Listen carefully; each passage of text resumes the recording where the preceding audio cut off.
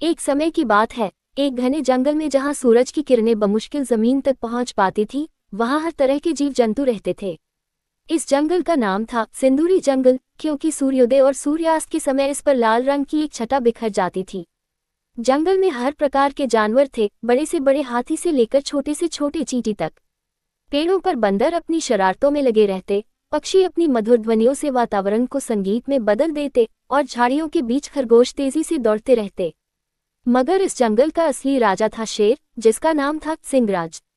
सिंहराज एक बहुत ही ताकतवर और बुद्धिमान शेर था, जिसने जंगल के सभी जीवों के बीच शांति और अनुशासन बनाए रखा था।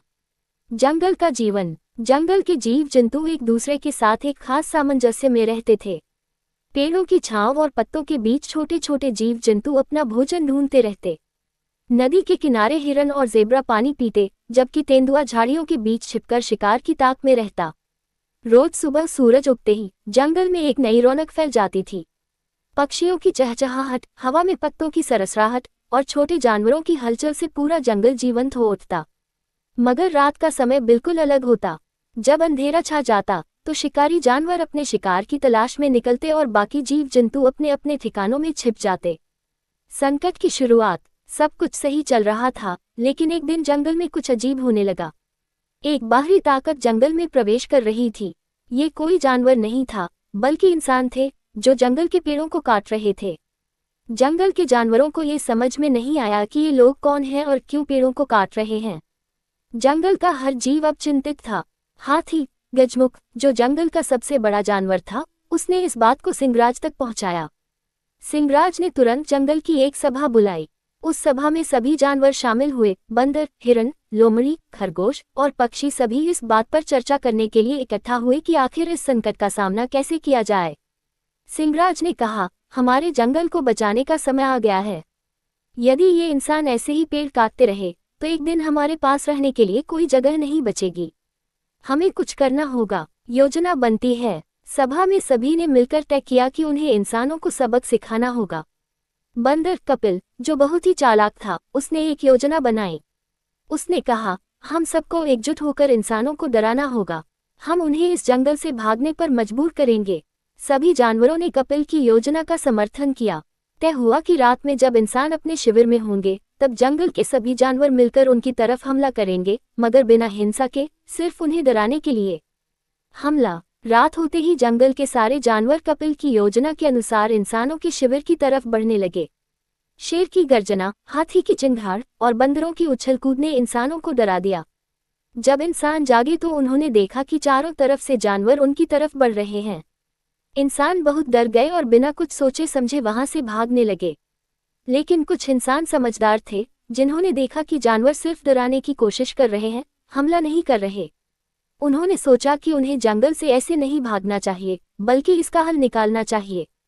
समझौते की कोशिश। इंसानों का नेता रवि एक बहुत ही समझदार व्यक्ति था। उसने जंगल के जानवरों से बात करने का फैसला किया। रवि ने हाथी गजमुख से संपर्क किया, क्योंकि वो जानता था कि हाथी सबसे ज्यादा समझदार जानवर होता है। उसने गजमुख से कहा, हम यहाँ सिर्फ अपने लिए जगह बनाने आए हैं, लेकिन हमें समझ में आ गया है कि इस जंगल के बगैर हम भी जीवित नहीं रह सकते। हम तुम्हारे जंगल को नुकसान नहीं पहुंचाएंगे, लेकिन हमें भी अपनी जरूरतें पूरी करने दो।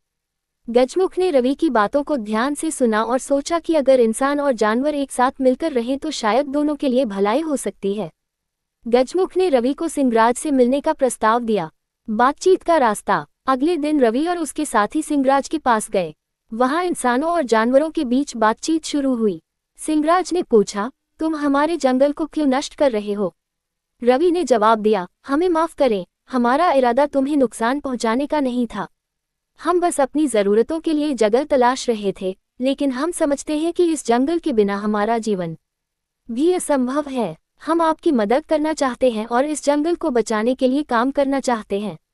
सिंहराज ने सोचा और कहा, यदि तुम सच में हमारी मदद करना चाहते हो, तो तुम्हें जंगल के नियमों का पालन करना होगा। तुम पेड़ों को नहीं काटोगे, जंगल को गंदा नहीं करोगे और यहाँ के जीवों के साथ शांति से रहोगे। रवि ने इस प्रस्ताव को मान लिया और वादा किया कि वह और उसके साथी जंगल की देखभाल करेंगे और इसे संरक्षित करेंगे। नए रिश्ते की शुरुआत। धीरे धीरे इंसान और जानवरों के बीच एक नया रिश्ता विकसित हुआ। इंसानों ने जंगल के जानवरों को नुकसान पहुंचाना बंद कर दिया और जंगल की सुरक्षा में मदद करने लगे। उन्होंने जंगल की सफाई की, पेड़ लगाए और जानवरों के लिए बेहतर आवास बनाए। इंसानों और जानवरों की इस नई मित्रता से जंगल फिर से फल फूल उठा। अब जानवरों को इंसानों से डर नहीं था और इंसान भी जंगल के साथ सामंजस्य में जीने लगे।